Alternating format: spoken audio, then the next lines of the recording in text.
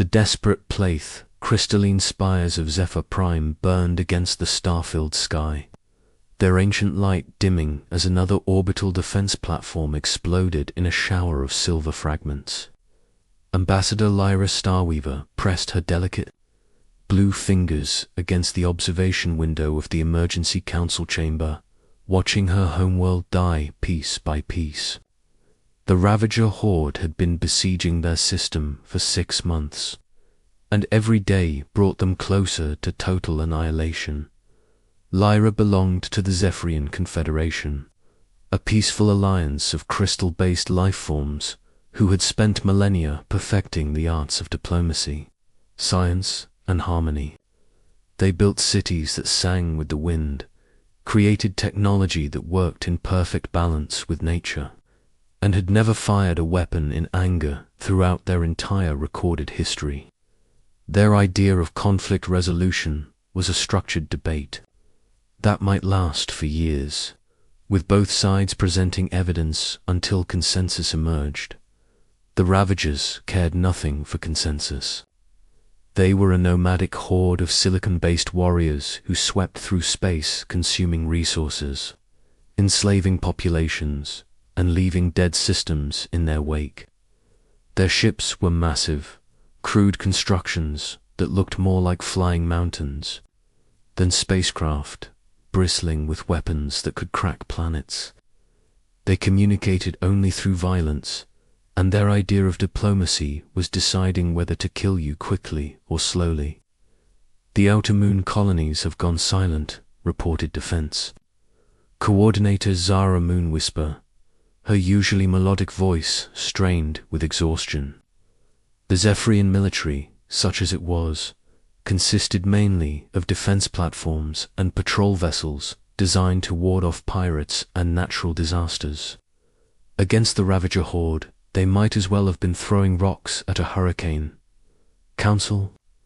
Speaker Veltar of the Galactic Council appeared on the main communication screen, his reptilian features composed in an expression of bureaucratic regret. Ambassador Starweaver, the Council has reviewed your request for military assistance. While we sympathize with your situation, our analysis indicates that the Zephyr system cannot be held. We recommend immediate evacuation of all civilian populations to neutral space. Lyra felt her crystalline heart cracked like glass. The Galactic Council represented over 1,000 star systems, with fleets that could darken the sky and weapons that could reshape reality itself.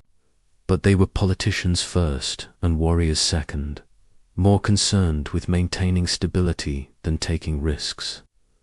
The Zephyrian Confederation was too small, too remote, and too pacifist to matter in their calculations. Speaker Velta Lyra said, her voice carrying the harmonic undertones that marked her as a senior diplomat. We have 17 billion civilians on Zephyr Prime alone. Our evacuation capabilities can move perhaps 50 million before the siege tightens. Are you asking us to abandon 16.5 billion people to death or slavery? The speaker's expression didn't change. The Council cannot commit significant military assets to what our strategists consider an unwinnable conflict. The Ravager horde has never been successfully repelled when they commit to a full-scale invasion. To send our fleets would be to throw away ships and lives for no meaningful result. The communication ended, leaving the Zephyrian command center in stunned silence. Around the table, the greatest minds of their civilization stared at tactical displays that showed nothing but red, markers advancing inexorably toward their homeworld. Within weeks, maybe days, those markers would represent Ravager ground forces landing on Zephyr Prime itself. Lyra moved to her private workstation and began accessing restricted databases. If the great powers of the galaxy wouldn't help, perhaps she could find someone who would. Her search parameters were broad.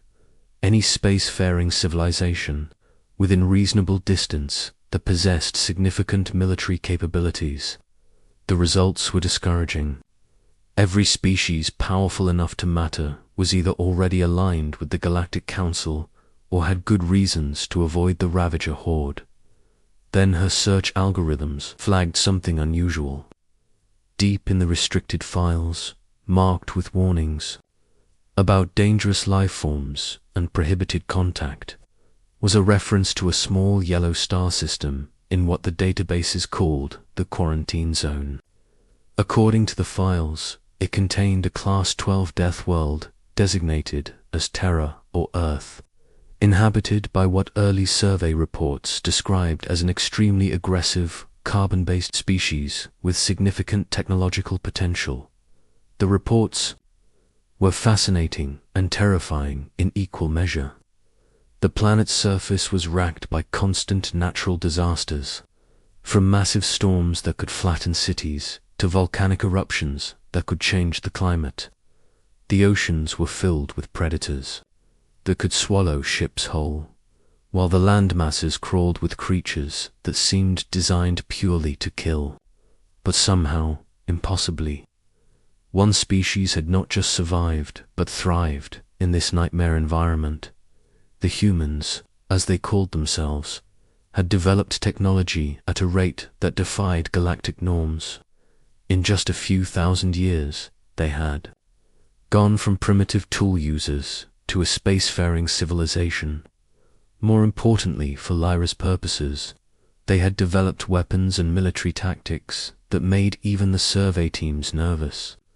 The reports described human warfare as creative, adaptive, and utterly ruthless, with a note that this species appears to treat impossible odds as a personal challenge rather than a reason for surrender.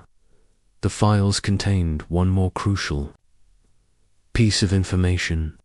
3 months ago, long-range sensors had detected massive energy signatures coming from the Earth system.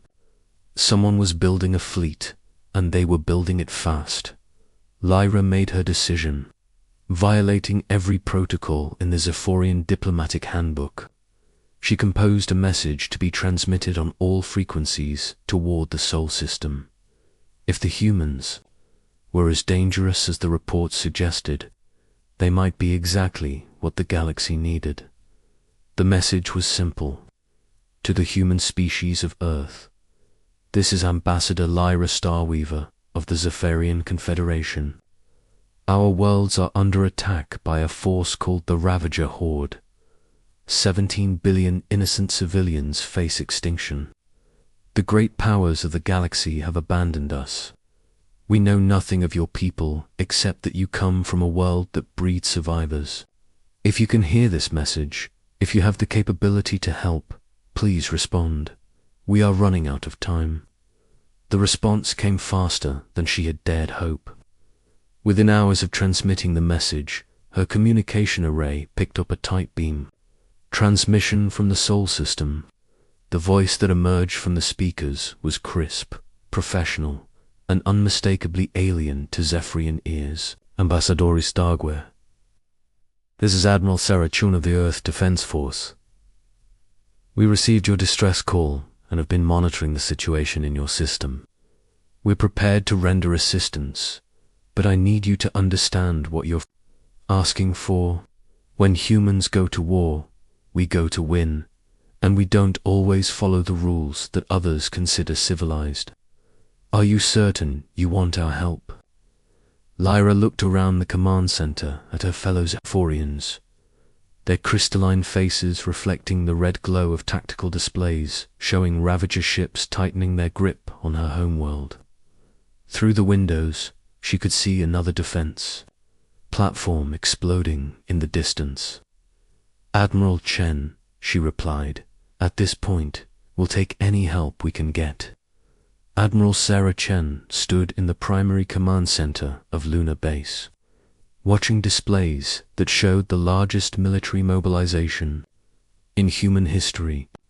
Around her, officers moved with practiced efficiency, coordinating the deployment of over 1,500 warships along with their support vessels, supply chains, and logistics networks. It was everything Earth could put into space, and it still might not be enough. Chen had been preparing for this moment since she was a young officer. Earth had been monitoring galactic communications for decades, learning about the vast civilizations that existed beyond their solar system. They had watched the rise and fall of empires, studied alien technology, and prepared for the day when they would either be discovered or forced to reveal themselves. That day had come sooner than expected, but in a way that played to humanity's greatest strength. The Zephyrians weren't asking Earth to join some complex political alliance or submit to galactic authority.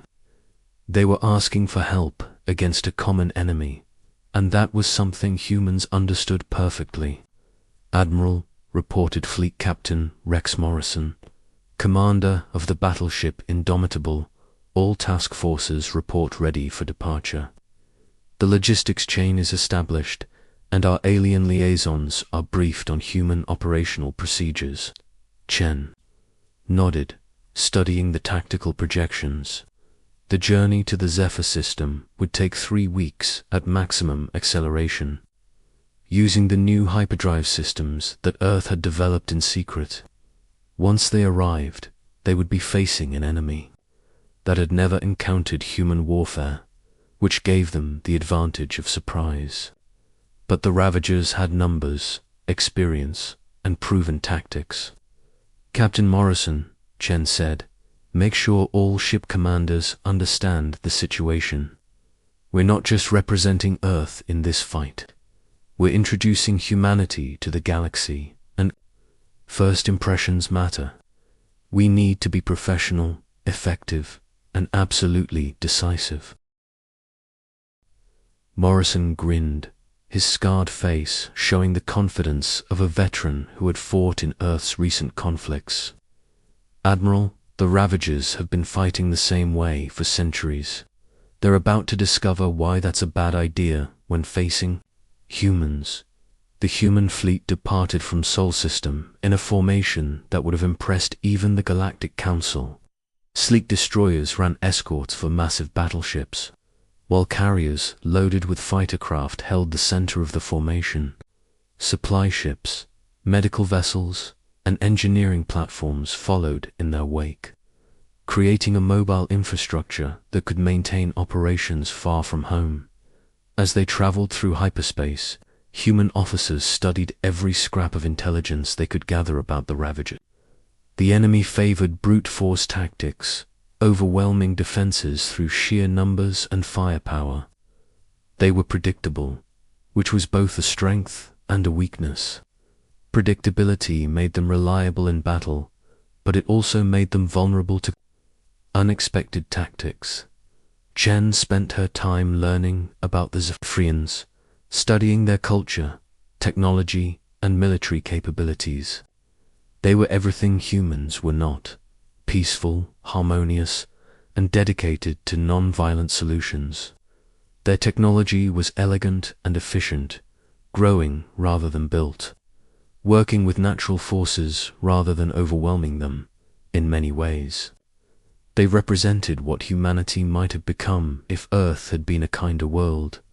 But Earth was not a kind world, and humans were not a peaceful species. They were the products of millions of years of evolution on a planet that killed the weak and rewarded the adaptable. They had learned to turn disadvantages into strengths, to find opportunities in disasters, and to fight impossible battles with whatever weapons came to hand. 3 weeks later, as the human fleet approached the Zephyr system, Admiral Chen stood on the bridge of her flagship and watched long-range sensors paint a picture of the siege. Ravager ships formed a loose sphere around Zephyr Prime, their crude but effective formations designed to prevent any ship from reaching the planet's surface. It was textbook siege warfare, exactly what the tactical manuals would recommend. All ships, Chen broadcast on the Fleet Command channel. This is Admiral Chen. We are about to introduce the Ravager Horde to a concept they've never encountered before. Human ingenuity applied to the art of war. They expect us to follow the rules. They expect us to be predictable. They expect us to give up when the odds are against us. Let's show them why that's a mistake. Asterisk, the Deathworld intervention. The human fleet emerged from hyperspace at the edge of the Zephyr system like a storm breaking over calm seas. Admiral Chen had chosen their emergence point carefully, appearing not in the expected location near the hyperspace beacon, but in the shadow of Zephyr's largest moon, using its gravitational field to mask their approach until the last possible moment. Captain Rex Morrison watched his tactical display update with Ravager's ship positions, his experienced eye immediately identifying their formation weaknesses. The enemy had arranged themselves in the classic siege pattern, optimized for preventing escape rather than repelling a relief force. It was exactly the kind of rigid, tactical thinking that humans loved to exploit. Admiral Morrison reported, "Over the command channel, I count 437 Ravager vessels in the primary siege formation.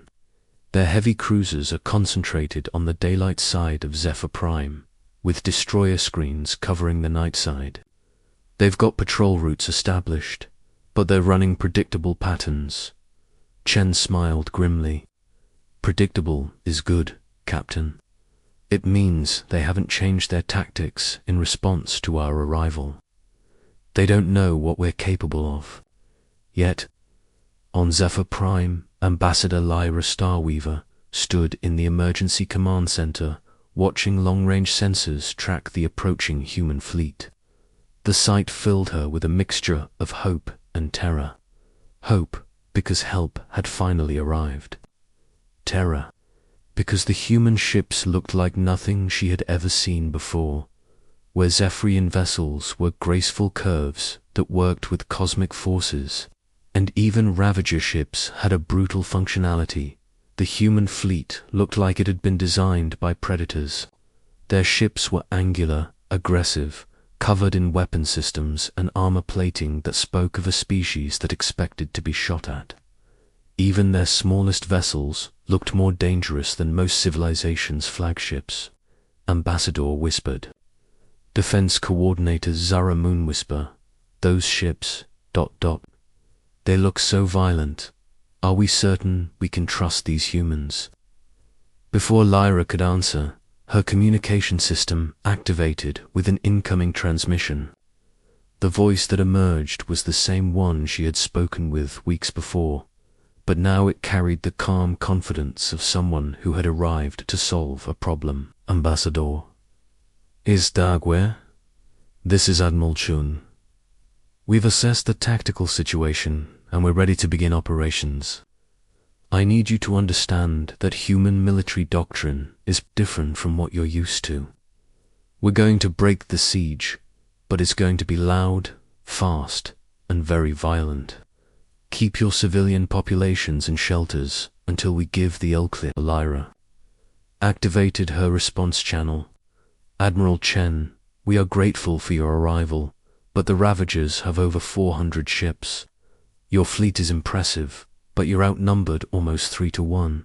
Are you certain you can succeed?"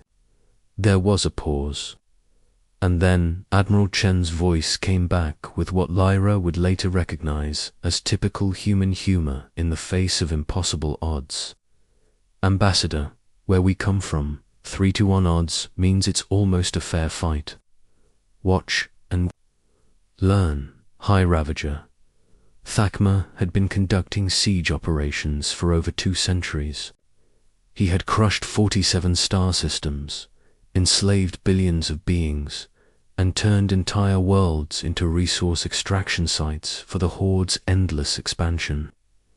The siege of Zephyr Prime was proceeding exactly according to plan, with the pathetic Zephyrian defense forces dwindling daily and their crystalline cities growing dimmer as power systems failed. The arrival of unknown ships in his territory was an annoyance, but not a surprise. Occasionally, Some full civilization would attempt to interfere with Ravager operations. They usually lasted about 10 minutes against the Horde's overwhelming firepower. War Leader reported his sensor operator. The unknown vessels are moving to attack formation. They're not requesting surrender terms. Thakma Rocky features shifted into what passed for amusement among his species. Of course they're not. They haven't learned proper fear yet. Show them what happens to those who interfere with the Horde. The Ravager response was immediate and massive. Over 100 ships broke off from the siege formation and moved to intercept. The human fleet, their crude but powerful weapons, charging for what should have been a devastating alpha strike. It was the same tactic that had worked against every enemy they had ever faced. Overwhelming firepower applied without subtlety or mercy. But the human fleet didn't respond the way previous enemies had. Instead of forming a defensive line or attempting to retreat, they scattered into dozens of smaller formations that moved independently, each group following unpredictable attack vectors that made targeting difficult. Worse, they were moving fast, accelerating at rates that should have liquefied their crews. Morrison's task force hit the Ravager right flank like a hammer striking glass. The human destroyers came in low and fast, using the gravity wells of asteroid debris to slingshot themselves into attack positions. Their weapons were different too. Instead of the massive, slow-charging energy cannons that most civilizations used, they fired rapid streams of smaller projectiles that could adjust their courses in flight. The first Ravager heavy cruiser to die had its shields overwhelmed not by a single massive blast, but by 1,000 smaller hits that found weak points, exploited angles, and penetrated defenses through sheer adaptive cunning. Its destruction sent shockwaves through the Horde formation as they realized these weren't the usual opponents. "What are those weapons?" demanded Thakma, watching his tactical display as another of his ships exploded. "Those projectiles are changing course mid-flight. That's impossible." His weapons officer, a scarred veteran of dozens of campaigns, studied the energy signatures with growing alarm. "War Leader, I think those are guided missiles with individual targeting systems. Each one is making its own tactical decisions." Thakma stared at the display in disbelief.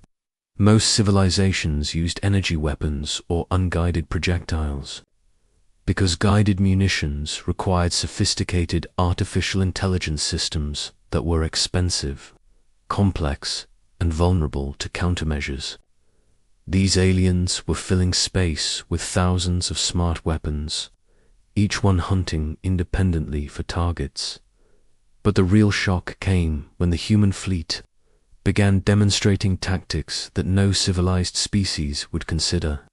Instead of engaging in the standard long-range duel that characterized most space combat, some of their ships actually closed to point-blank range, using their superior speed and maneuverability to get inside the Ravager's defensive screens. They were fighting like pirates or raiders, using hit-and-run tactics that prioritized damage over survival. Asterisk. Admiral Chen watched the battle unfold from her command center, making tactical adjustments with the calm precision of someone who had spent her entire career preparing for this moment. The Ravagers were good fighters, but they were fighting the last war, using tactics that had worked against everyone else they had encountered. They had never faced an enemy that treated warfare as a creative art form rather than a mechanical process. Task Force 7, concentrate fire on that command ship, she ordered. Task Force 3, swing around their port flank and hit their supply vessels. I want their logistics chain disrupted before they can adapt to our tactics. The human fleet moved like a living thing. each ship group responding to changing conditions with independent initiative while maintaining overall coordination. It was organized chaos, the kind of tactical flexibility that could only come from a species that had spent millennia fighting each other in every possible environment and situation. The turning point came when Captain Morrison's battle group performed what would later be known as the Zephyr maneuver.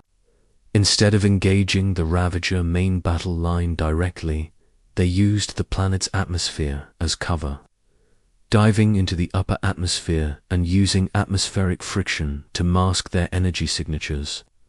When they emerged on the far side of the planet, they were perfectly positioned to attack the Ravager siege platforms from behind. The destruction of 3 siege platforms in rapid succession finally broke Thakma's nerve. The Horde had never encountered an enemy that could think faster than they could adapt, that could turn every tactical situation into an opportunity for innovation. These aliens fought like the planet itself was trying to kill them, because it was all ships. Thakma broadcast on the Horde command frequency. Withdrawal formation. We retreat to staging Area 7. Now, the Ravager withdrawal was almost as impressive as their assault had been. Centuries of experience had taught them when a battle was truly lost, and they had the discipline to retreat while they still could. Within hours, the massive Horde fleet was disappearing into hyperspace, leaving behind only debris and the stunned silence of a galaxy watching something unprecedented. Ambassador Lyra Starweaver stood at her observation window, watching human ships patrol the space around her homeworld with efficient precision. The siege was broken, her people were safe, and the greatest military threat the galaxy had seen in generations had been driven off by a species that most civilizations didn't even know existed. Admiral Chen's voice came through the communication. System 1, final time, Ambassador Istagwe. This is Admiral Chun. The immediate threat has been neutralized, but the Ravagers will be back. They don't like losing, and they'll want to study our tactics before they try again. I'd like to propose a long-term alliance between Earth and the Zephyrian Confederation. You need protection, and we need allies who can help us understand this galaxy we're entering. Lyra touched the communication control with a trembling hand. Admiral Chen, on behalf of the Zephyrian Confederation, I accept your proposal. We have much to learn from each other. As news of the battle spread through galactic communication networks, other civilizations began reassessing their assumptions about the small yellow star system in the quarantine zone. The humans had introduced themselves to the galaxy not as supplicants seeking membership, but as equals offering partnership. They had proven that sometimes the best response to impossible odds wasn't careful calculation or political maneuvering, but the simple willingness to fight for what was right. The age of human expansion had begun, and the galaxy would never be the same. Asterisk.